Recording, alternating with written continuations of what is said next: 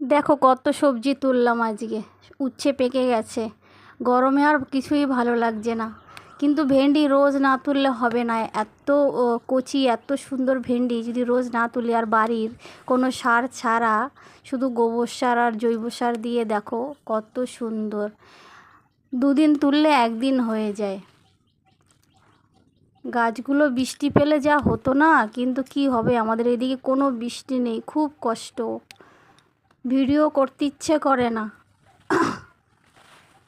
এই দেখো বেগুন, কত বেগুন হচ্ছে, এবার বেগুন প্রচুর হচ্ছে, কোনটা রেখে কোনটা ছিঁড়বো বুঝতে পারছি না।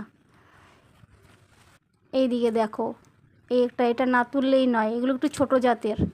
আর একটা বেগুন দেখো, দুই রকম কালার, দেখো অর্ধেক সবুজ অর্ধেক বেগুনি। বুঝলাম না কেন হলো এটা এরকম।